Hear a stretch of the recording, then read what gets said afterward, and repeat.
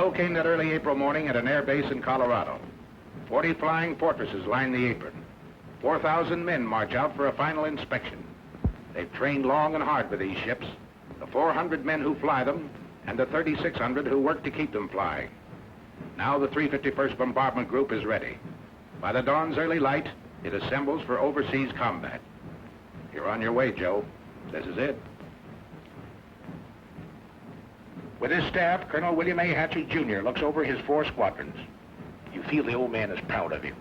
He finds no fault with you today, nor you with him. You'd fly his wing to hell and gone.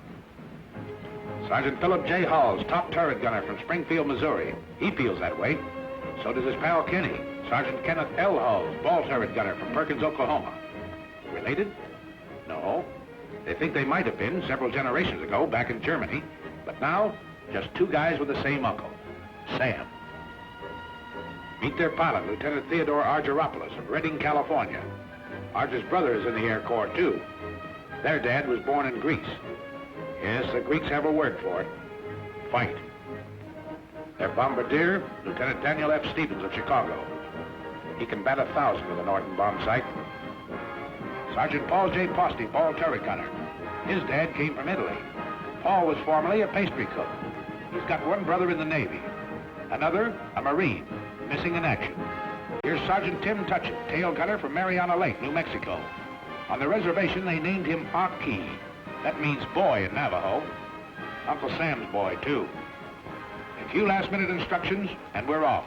The compass points northeast. Take another look down there.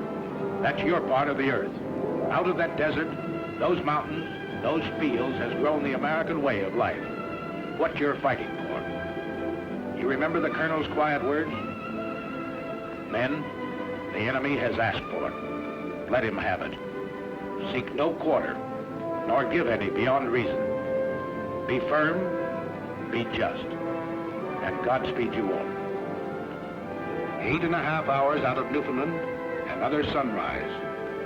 It's rising out of the red of battle, this sun. But 40 more B-17s, 3 minutes apart, have roared across the Atlantic night. The Irish coast looks up to say, top of the morning. And a lake in the Ulster Highlands gives the navigator a checkpoint. Off the Scottish coast, Dernya Craig is a signal for right rudder south, across the English Midlands. Pilots are impatient with the lack of sleep. Head up, boy. Pour on the coal. Let's get there.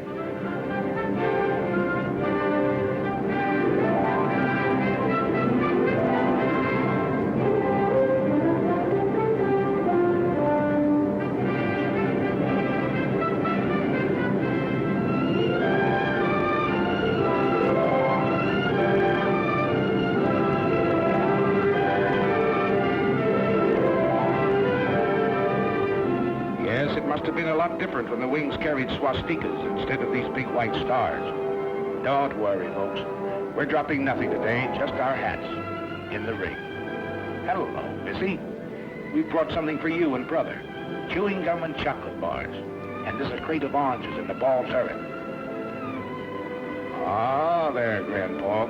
We'll be seeing you for a glass of that. And there's the base. 400 acres of dispersal areas.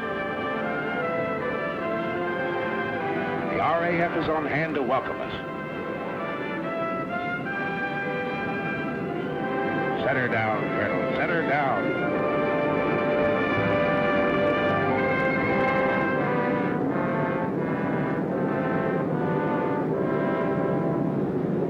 The 351st becomes part of the 8th Air Force.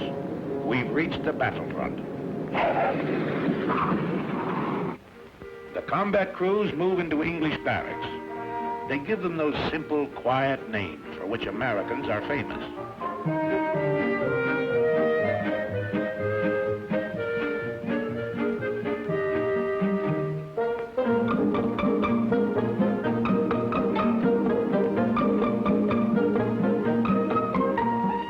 Later, the ground crews arrive. Hiya, Gus. Great boat trip, huh?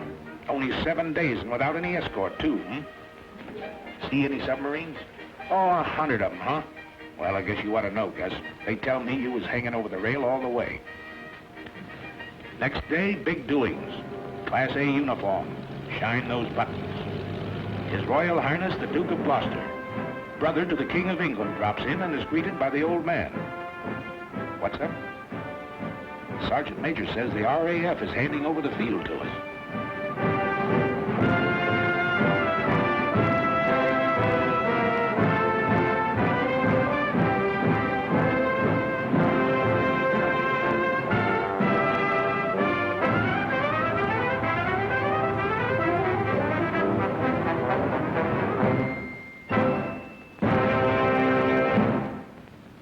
On behalf of the Air Ministry, I hand over this aerodrome complete with buildings and equipment for your safekeeping. It gives me great pleasure to accept this station on behalf of the United States Army Air Force.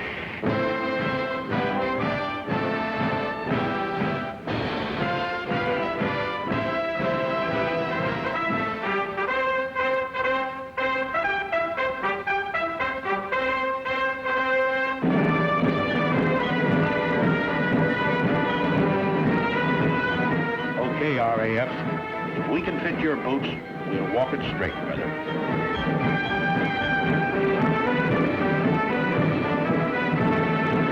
Another surprise visitor. General Arnold himself doing a world inspection flight. He tells you you've got a tough assignment. This is one head man who knows and doesn't kid you. We have the privilege to meet General Aker, Commanding General, 8th Air Force. All right, thank you, sir. Gable. Yeah, glad to see you.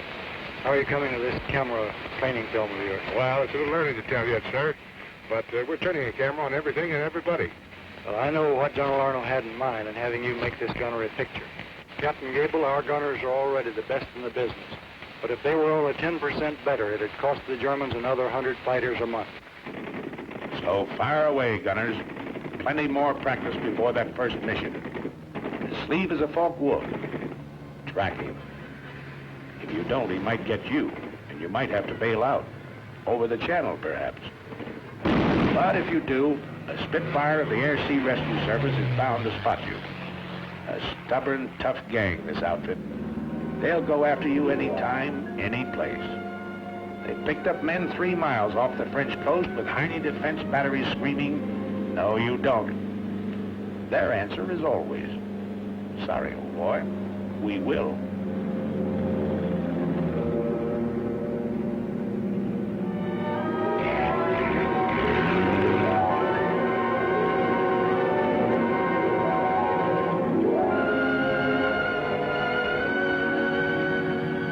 Work on your identification of aircraft. Over here, it's with a real McCoy, such as this captured Ju-88.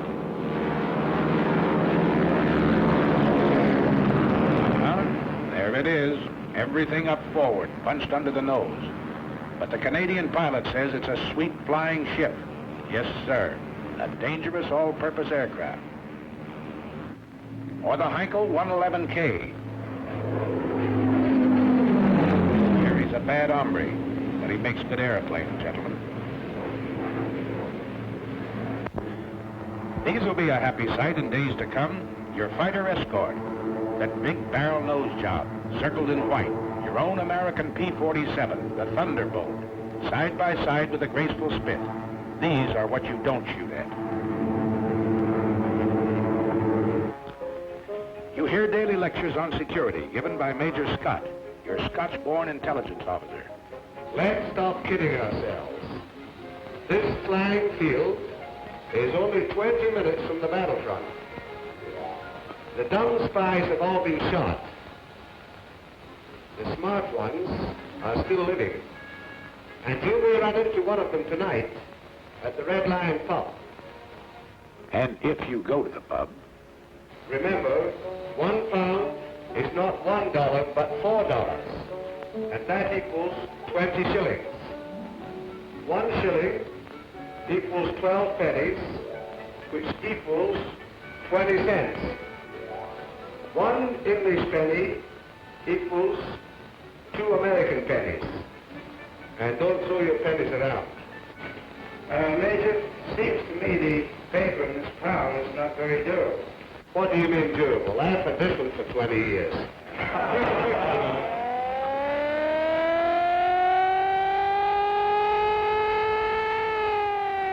What is it, Fred? What is it? One of those bitter lessons you learn in training. Flying close formation in rough air at low altitude is no good, gentlemen. Save that for high altitude, when you're headed for the target.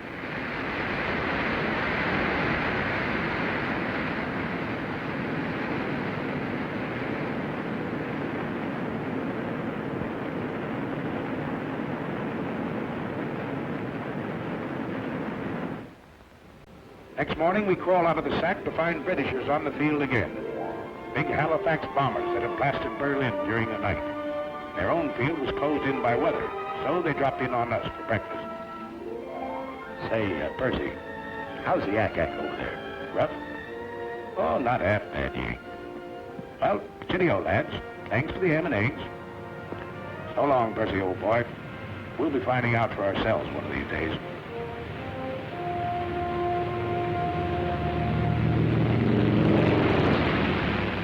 That day arrives. The order comes over the teletype. The communications clerk carries it to Colonel Milton, operations officer. To Colonel Burns, deputy commander.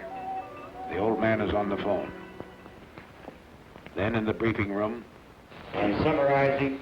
Remember your route in to this DR point where you go northeast to avoid this black area. P-47s will escort you to about this point on the way in, and Spit 9s will meet you about here on the way out and escort you all the way home. And now the weather officer. Weather's plenty important. You'll probably have to go over and above the altitude that you're scheduled to fly, 23,000 feet. From the IP to the target, the winds will be very strong tailwinds, and your ground speed should be well about 260 miles an hour. The visibility is good everywhere east of that cold front, and the temperature at the target should be comparatively warm, minus 25 degrees centigrade.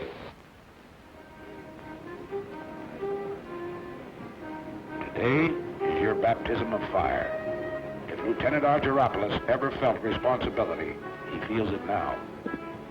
In the armament shop, his crew is picking up their guns. Now remember, fellas, don't let them get too close trying for a sure kill. Your main job is to bring these airplanes back. You got plenty of ammunition. Keep them out there at long range. Oh, we know. They've given you an easy hop. Only 3.5 hours in and out. What they call a milk run. But you'll remember this first mission.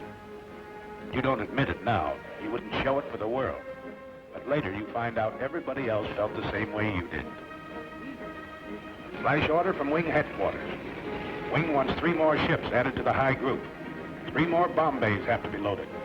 Got to step on it. Positions in the formation change.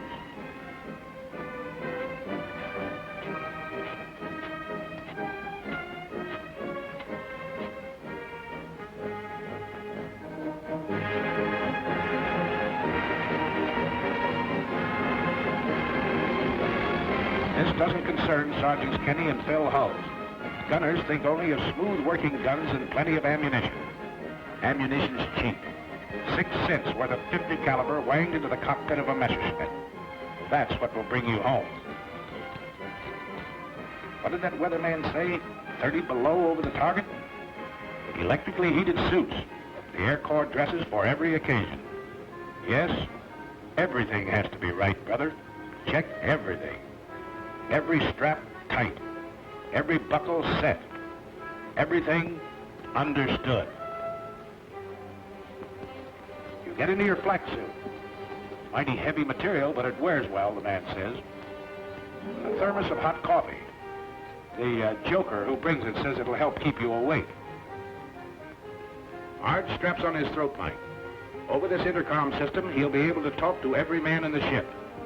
And they can talk to him. They'll be talking for keeps today.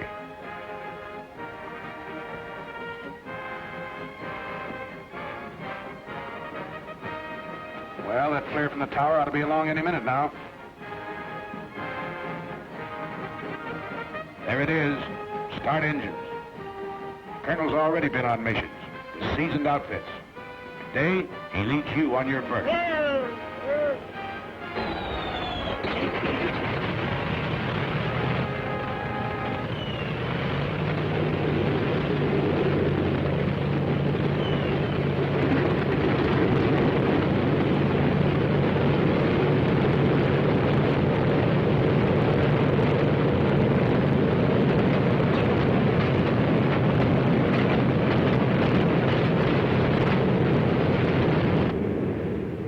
Second flare.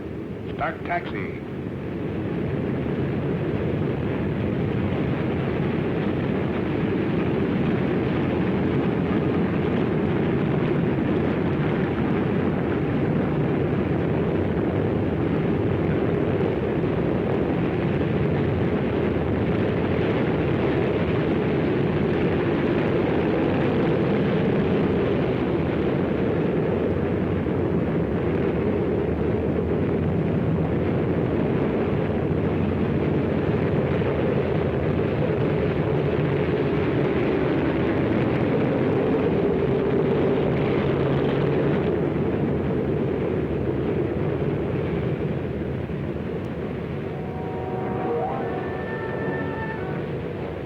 Punch wing to wing at the start of the runway.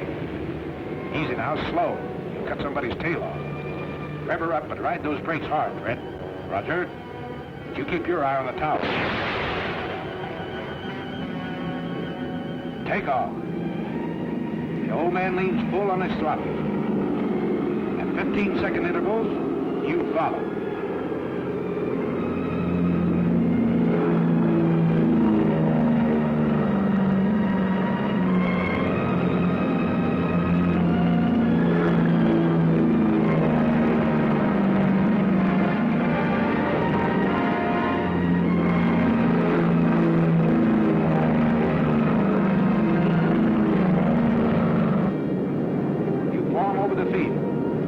You're on your way.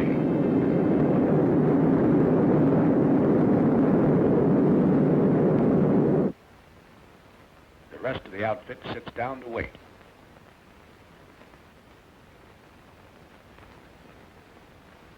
Go ahead, Mike. Your deal.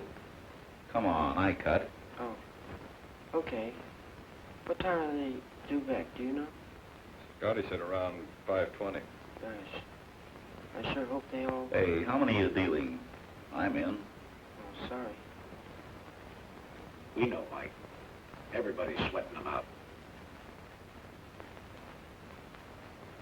You mean what's coming over those trees, Major? No, that's not them. Just a flock of crows. I was a truck driver on Canal Street, but I never felt like this before. I ride the ambulances. I gotta be casual. You know, carefree and easy, like the doc. Listen, wise guys, talk to us. The ground crew for each ship. We'll tell you how to feel. Okay, here they are. 1, 2, 3, 4, 5, 6, 7, 8, 9, 10, 13, 14. That's the stuff. 17, 18, 19, 20. Here's the old man and Jenny.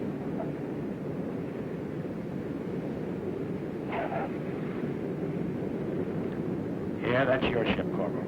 You can uncross those fingers now.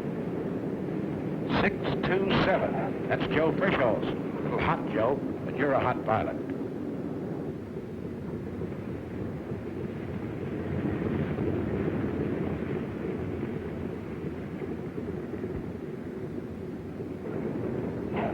Here's Gable in 742. Chalk him up.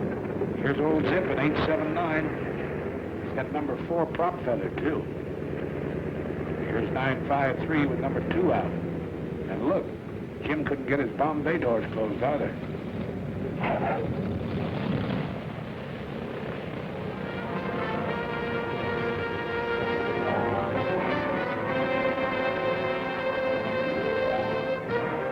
Oh, the old OK sign, huh, Sergeant?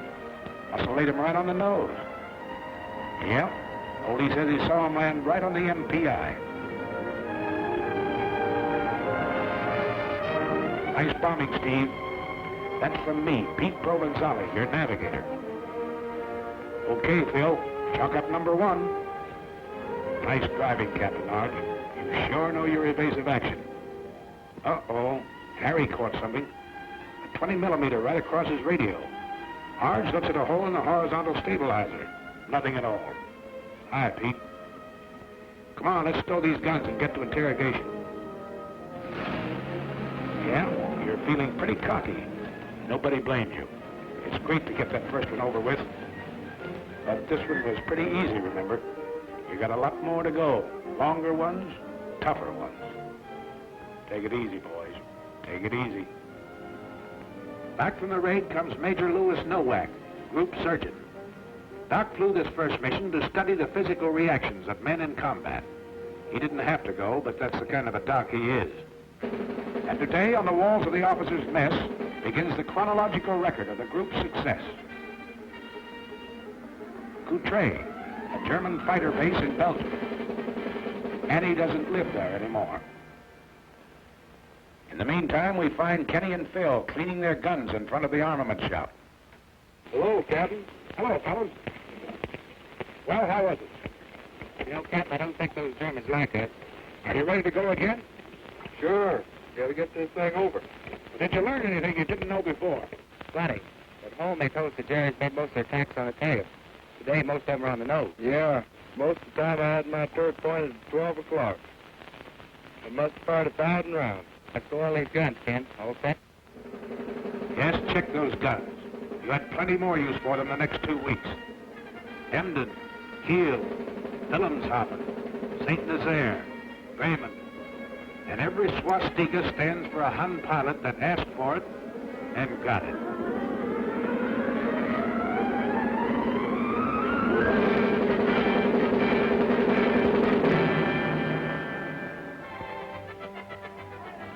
Came days when enemy targets were hidden by weather.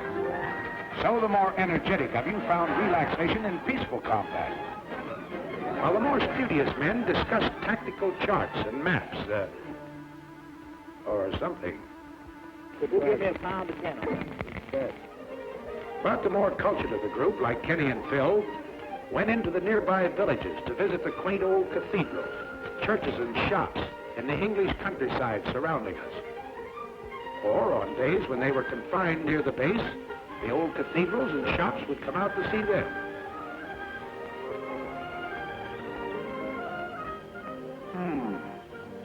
This little shop wants to go home. Meanwhile, back at the kitchen, we find a very unhappy and angry man. Hello, Sergeant Posty. Hello, Captain Gable. What's this? I thought you were a ball turret gunner. I thought so too, sir, but I've been grounded. Oh, your pants crept up on you, huh? Yes, sir. They found I was chef at the Brown Derby in Hollywood, and now they have me in the mess making a cake tonight for the officers' party. Nothing you can do about getting back into combat? I don't think so, Captain. Well, Sergeant, remember this. There are 2 kinds of cake. One of them's good, and the other one, I'll be seeing. But gals or parties, you're still fighting a war. And you're getting mighty good at it. Nobody knows it better than the sucker who started it, little Adolf. Well, Sergeant Posty, back into combat, huh? Yes, sir. How'd you manage it? Well, sir, you know what you said. There are 2 kinds of cake. So Posty's back in the air with you. You're blowing factories and power plants 1,000 feet in the air. Okay, how about you, Winchester? Well, I have a little excitement. What happened? I have a little present here for you. What's that, black? Came in the side of the radio room and hit the buckle on my parachute down on the floor. Who had this plane? Phil. What time was that? It was about $1,600. $1,600. Where'd it happen? You know, that's what Yeah, it's right here, just east of us. East of Austin. That's right. We'll confirm that. I saw it. I confirmed it. After he fired it, came down and passed underneath their left wing and exploded right underneath the Nobody bailed out. And when you hand out punishment like this, you've got to take some, too. The day you got back from over Villacoublay, just outside of Paris, was plenty rugged. Signal flares. That means wounded aboard. What's tough about it was, you had to bring your bombs back. You couldn't drop them. When you reached a target, you found it closed over by weather. That's an order when you're flying over France. No indiscriminate bombing. Just German installations.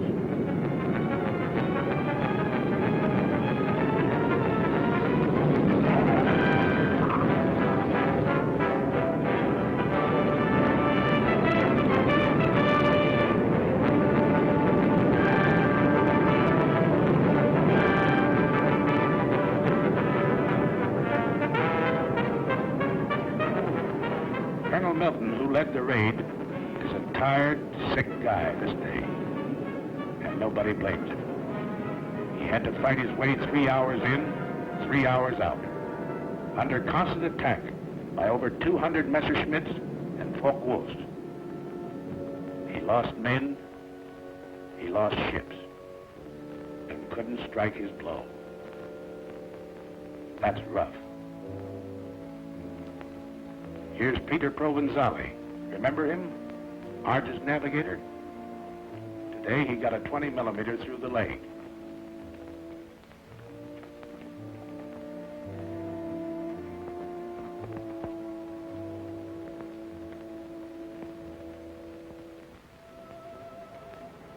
Control cable shot in two, but some wounded gunner wouldn't quit. He tied them together.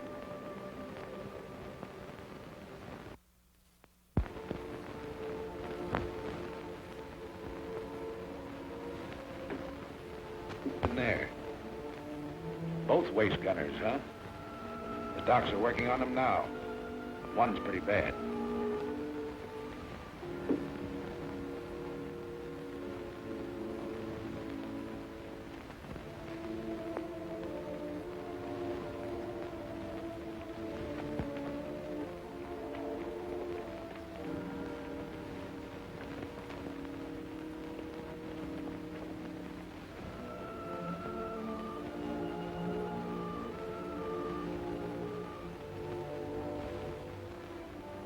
Easy now, you guys. It's Bob Wallace, co-pilot. He slammed one through the cockpit, tore into Wally below his knee.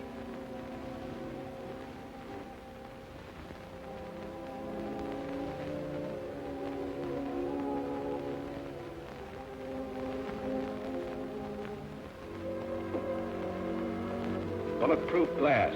Well, Sergeant, guess you live right. Yes, the bombardiers with their first aid kits had plenty of work today, crawling back through the bomb bays, trying to keep a steady hand in the rough going.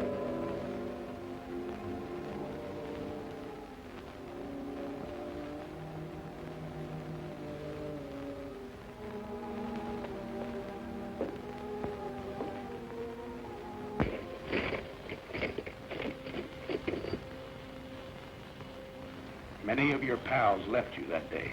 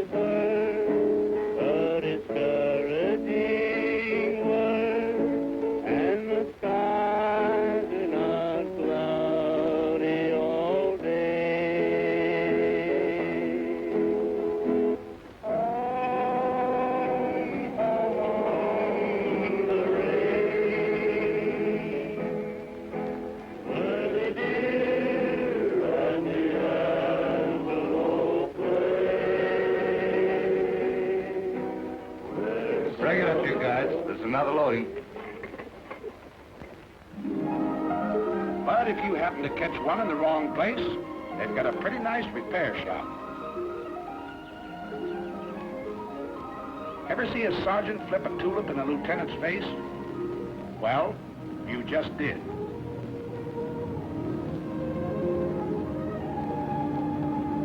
Yeah, while the gang at the base carries on, you can take it easy for a while.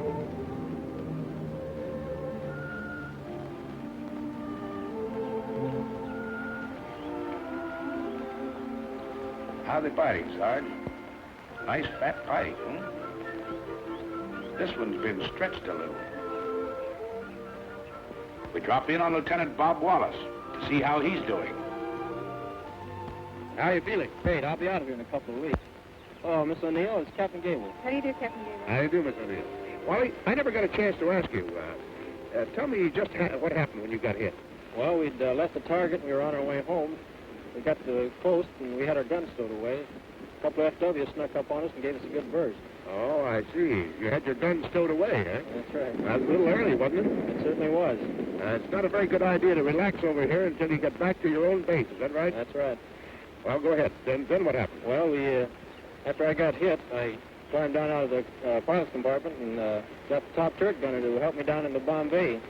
He gave me some first aid, put the tourniquet on my leg, and took a good job of it. Well, that's fine. I guess you think it's a good idea for these combat crews to have first aid training then, is that right? I sure do. Yeah. So, Wally, what do you think of the B-17s? Your instruments, your guns, and all the rest of the equipment they're giving you to fight this war with? It's the best equipment in the world. That's good. Say, I hear you got your Purple Heart, too. Yes, Colonel Kendall was in the other day and gave it to me. I was more nervous than when those FWs were diving on us. Well, outside of that, are they treating you all right around here? Did you hear that, Miss O'Neill? Wally's doing okay. Back at the base, they repair your ships, too.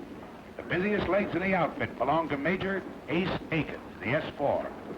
This airplane's got to fly in the morning. It's going to be ready? Well, Major, I don't know, sir. Well, let's have no ceremony. Let's get the fans turning. Keep the fans turning. The slogan of the ground crew. They work hard, these boys. They work 90 hours straight without sleep.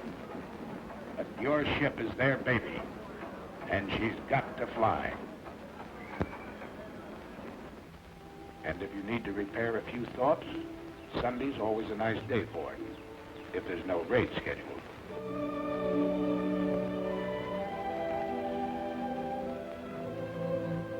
What do you know, kid? This church was built 900 years ago.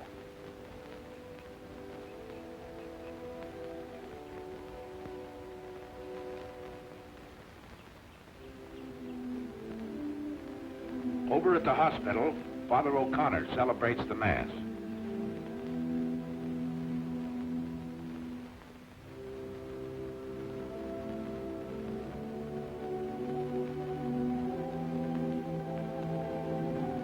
The boys receive Holy Communion. Here's Pete Provenzale. He's leaving the hospital tomorrow.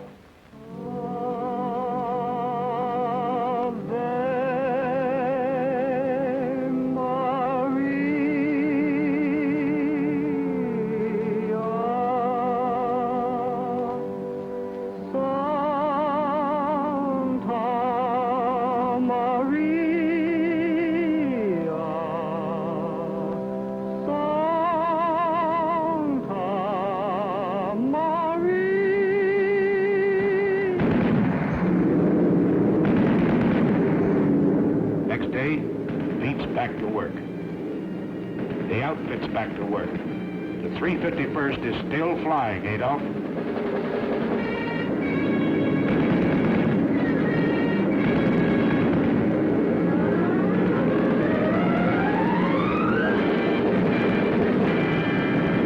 Attention orders. General orders number 93. Headquarters 8th Bomber Command. 11th July, 1943. You can't get out of it, you know. They pin medals on you for this sort of work. It's not so much a thrill for you. It's a big kick it will hand the folks back home. The Silver Star, the Distinguished Flying Cross, the Soldier's Medal. Dad and Ma and that certain girl. He'll cut out the clippings and drive the neighbors nuts. Bombardier Stevens, the DFC, because he's been batting 1,000 over Germany. And one to Pilot Peters. He had to ditch in the channel, but his coolness and courage saved his crew. Bill Hulls gets 2 clusters on his Air Medal for straight shooting. DFC to Tim Tutchin. A Focke Wulf and a mountain lion? No difference, he says. The control wires were shot in 2. So the DFC to Sergeant Del Conte, who tied them together, his hands punctured with flak. A Silver Star finds itself next to Provenzali's Purple Heart. He refused first aid till the Jerry fighters quit and stuck to his gun. The day the group led the wing over Schweinfurt, Colonel Hatcher was air commander. To him, the Silver Star. And the DFC to Kenny Hulls. Colonel Gross is smiling because Kenneth was having a Coke in the PX when his name was called. Are you forgetting your 5 confirmed Jerry, Sergeant? We're not. And they don't forget you when you're a little battle-weary and need a rest. At a very gay seaside community, a world-famous resort hotel has been converted for your pleasure by the Red Cross. A great place here. Sleep, eat, or what have you. Hey!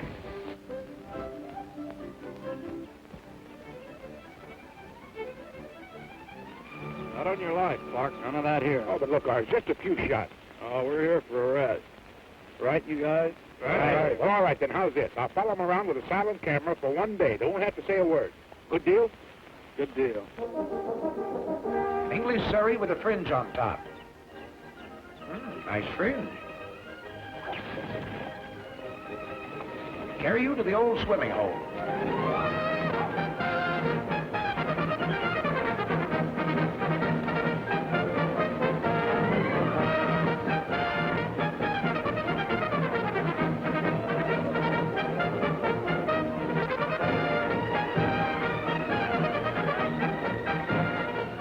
Let down your flaps and slide in.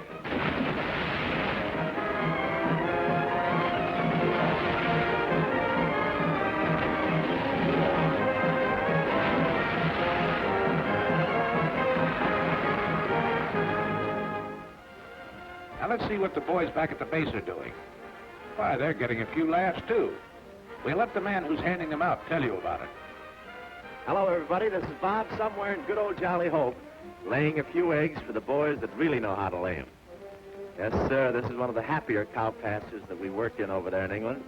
And look who's dancing. You know, I used to dance with Fred Astaire, but we couldn't get girls. And right here you see Jack Pepper, who's here through the courtesy of his draft board. His picture's a little dark, I understand, but after we were there a couple of weeks, we got a little braver and we started to work with the lights on. This is really a great, great crowd out there tonight. And I understand Rhett Butler is on the fringe of the crowd. They tell me that they stopped him from flying in those B-17s. They claimed his ears held the plane back. Nice little scene. Shows Pepper trying to get his expense money. Look at that mob. You should have heard him cheer when Francis Langford walked out and when Tony Romano played the guitar. Yes, sir, you'll never know how this bunch of boys picked up our morale. And again, the weather breaks over the continent, and the handwriting on the wall spreads your story. You're into the 3rd panel now. You've been out 8 days in a row and done a doubleheader over France on the 9th. This man's Air Force is piling it on. 2 combat wings have been added, 2 air divisions formed. So you're not very surprised when General Aker comes that day. Something big is up. He goes into the briefing room to confer with the old man and his staff. They call in the squadron commanders, even the flight commanders. What did he tell them? Your 4 squadron COs, they know, but don't talk. Just grin a little with excitement. It's something big, all right, because the bomb dumps have been getting plenty of heavy stuff lately. And a loading order came through this afternoon. Stand by. More than that, wing racks. We're really going to pile it on.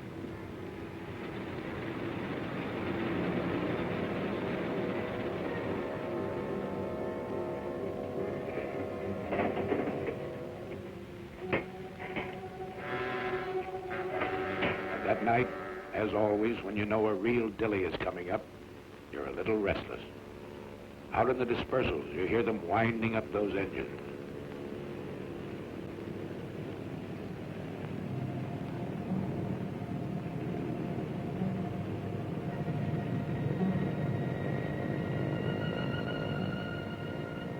That's all right, ground crew.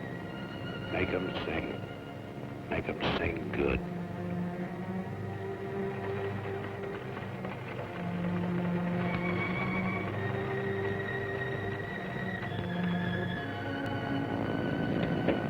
All right, you guys.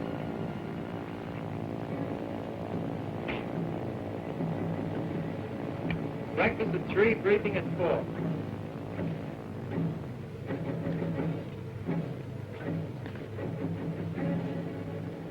Okay, man. For security's sake, anyone know what the target is for today? St. Nazaire? Brussels? Paris. Oh, we'll see. All right, Sergeant.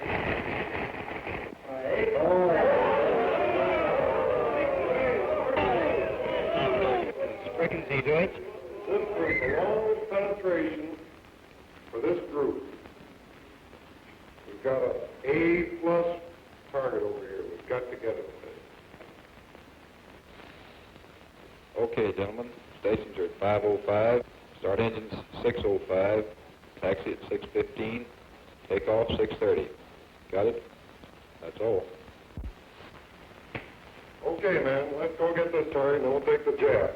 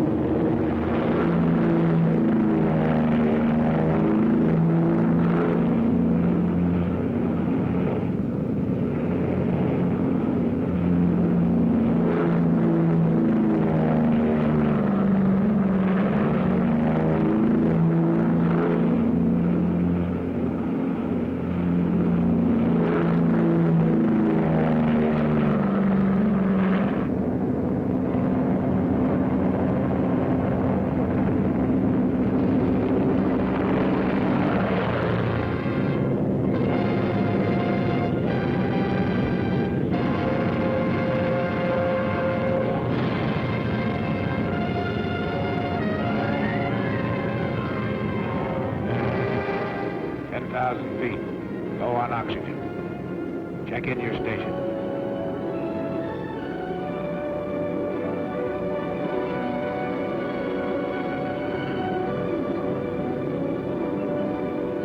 At the designated splicer point, still over friendly territory, rendezvous with other groups. Your combat wing banks into position. Then wing after wing, as far as the eye can believe, the attack formed. It heads for its assigned targets 500 miles away. Up until this moment, your fighter escort is still on the ground, guarding its limited fuel capacity. Now flight control gives a signal to the Thunderbolts. They climb upstairs to overtake you.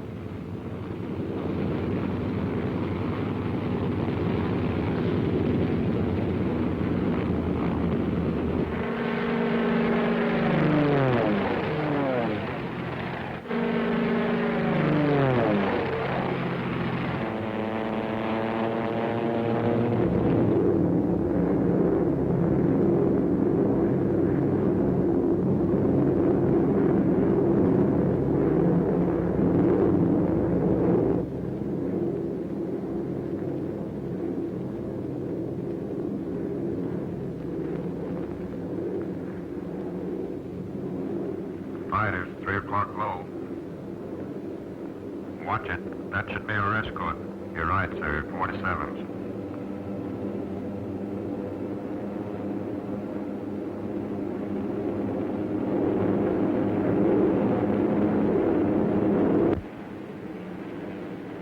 Pilot to crew. Pilot to crew. Over enemy coast.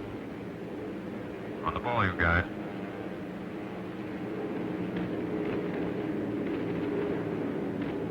Hey, get a load of that flag.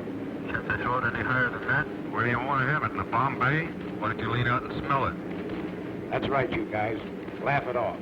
Right now, a bum joke goes better than 2 fingers of rye. Around 3 hours out, Arge looks at his watch. He knows it's time for the fighter escort to turn back. From all over the ship, you watch them leave.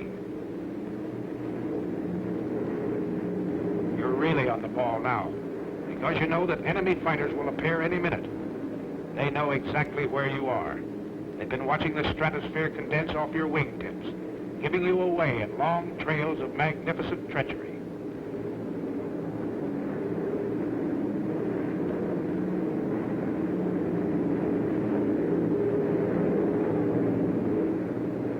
Okay, here they are. 9 o'clock high, enemy fighters. Same thing at 3 o'clock. Yes, at least those vapor trails work both ways. Arch watches the enemy formations as they parallel your course. Seems obvious. They're staying out of range, going out ahead to turn in for a frontal attack high.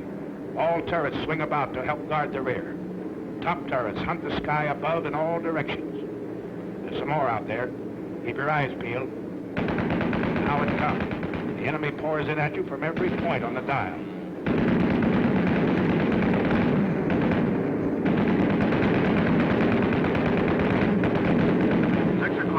Level. 2 more. 5. Watch it.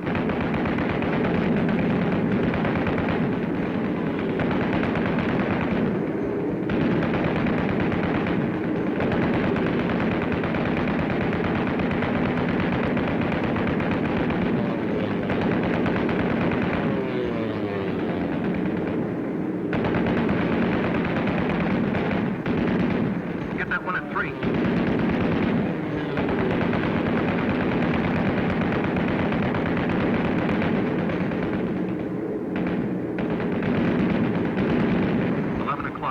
High.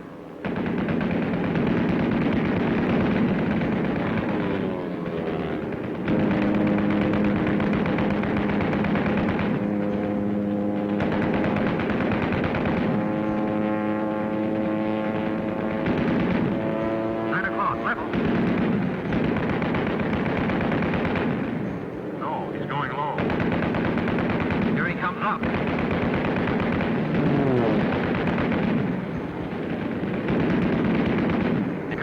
Wingman, smoking on number 4. He's going out and down. Check the chute, you guys.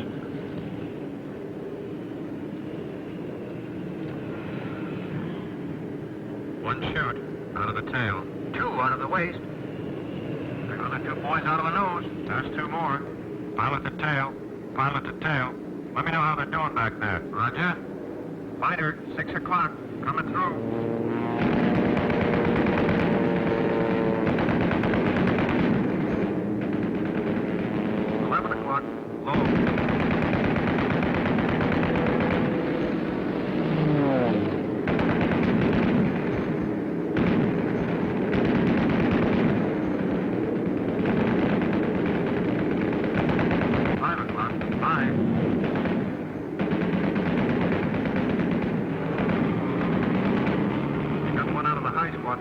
Yep, no chance there.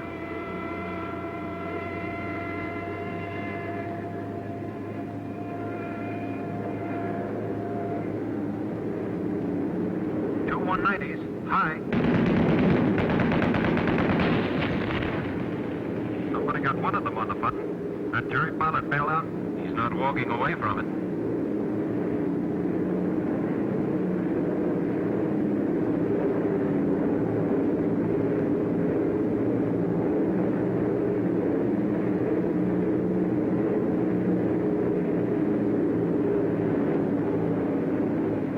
Still they barrel in at you.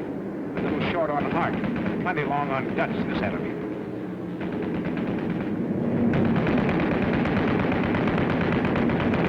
Another 17 hit. And again, you have to close the gap in the formation.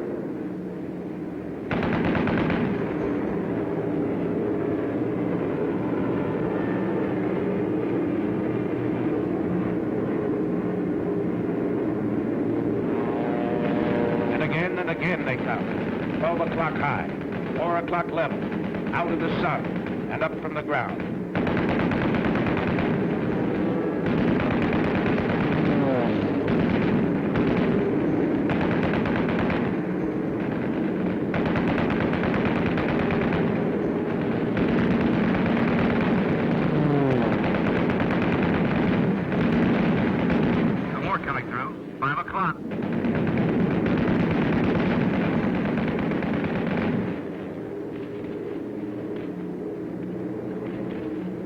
Crossing another flak area.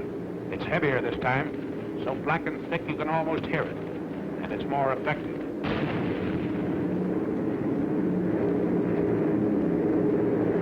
Shorty's been hitting feather number 4. Cover them all you can, everybody.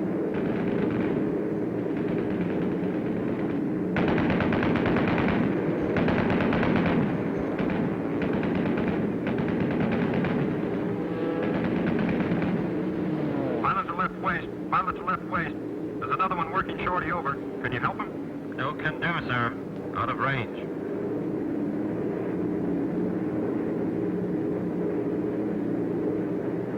Beginning of smoke screens announces the approach to the target area. The enemy's been caught off guard. He's trying to cover up. Too late. In desperation, through his own flak, the final Hun fighter makes a pass at the low squadron.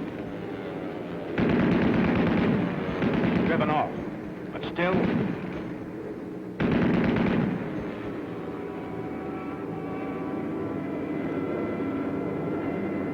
Did a fighter or flak get that ship? Flak, I think.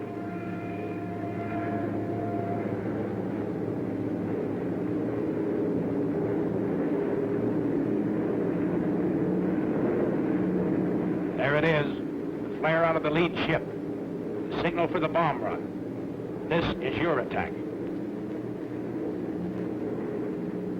All right, Steve. We're on the IP. She's yours. I got her.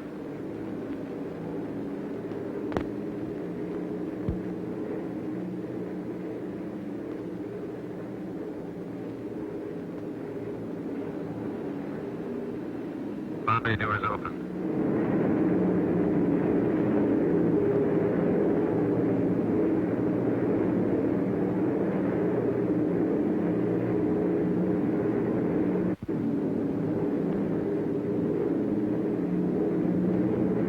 Make a good run now, Steve.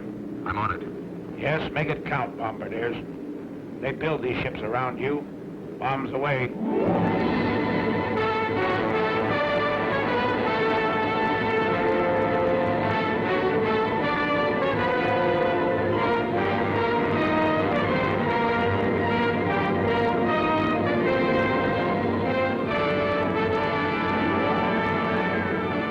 The lead group picks out its MPI in the dock area. Let's go with the heavy stuff and the big incendiaries. The high group heads for the industrial section and hands out the same medicine.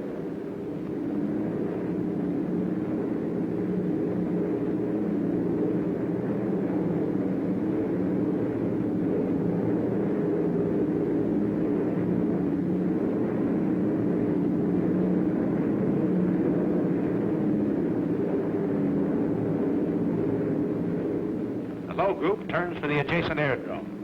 It blasts the field, the hangars, and repair shops with hundreds of deadly anti-personnel bombs.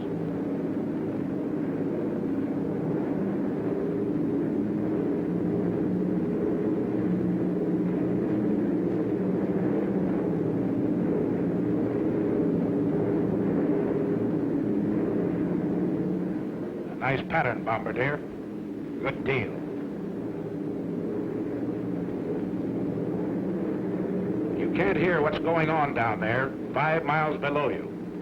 But marshalling yards and chemical tanks, ships and warehouses, spare engines and ball bearing factories are disintegrating in molten chaos.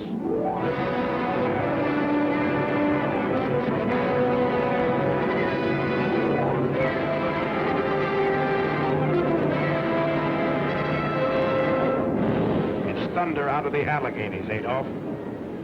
You said Americans were soft and decadent? Well, here's a red, white, and blue headache that'll help you change your mind.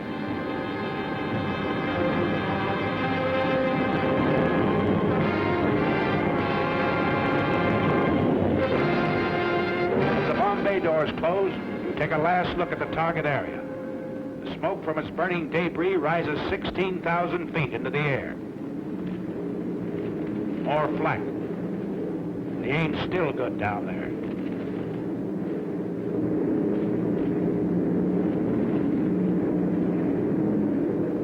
How about this trip home? Is it going to be rough? Pilot to crew. Pilot to crew. Well, you guys, we're over an hour out. They haven't come back at us yet. Looks like we're lucky this trip. Enemy fighters, 11 o'clock high.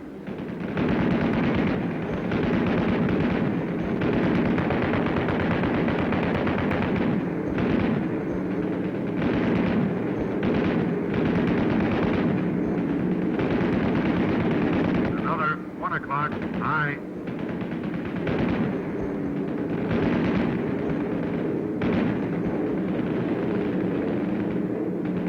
Coming level to 3.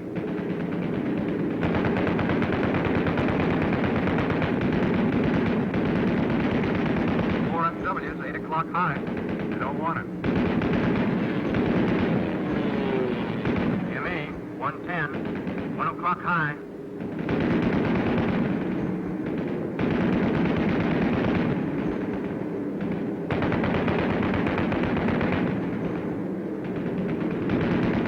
ME at 2 o'clock.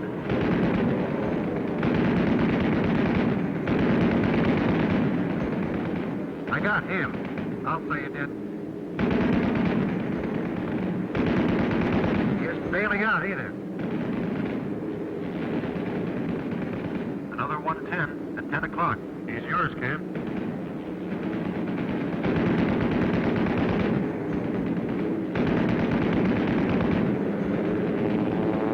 There he goes.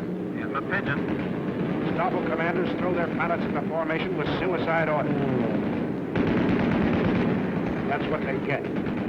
Formation is tighter than ever.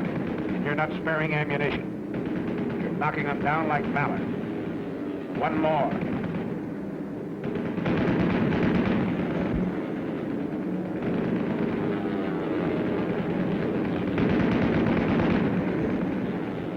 And another.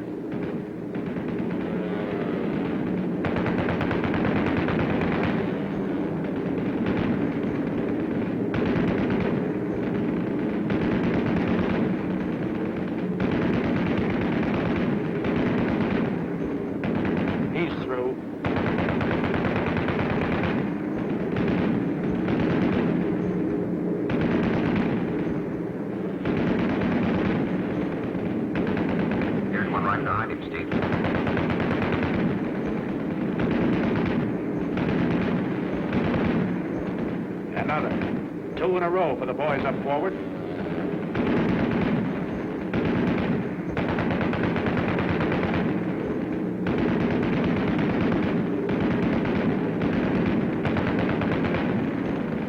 That's mine. You see him, kid? Sure do. I'll confirm him all right.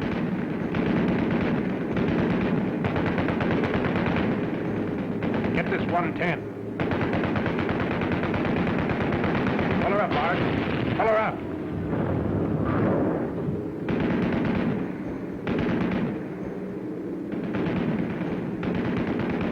FW, 3 o'clock. Take to him, Joe. Hold your fire on that 1-9. That's a spit on its tail. Yeah, our fighter cover's got here.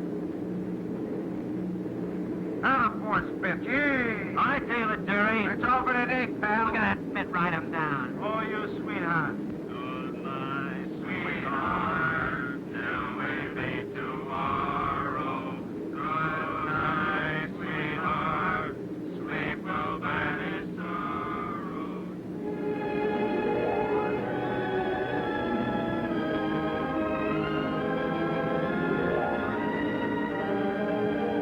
Your shadow on the undercast.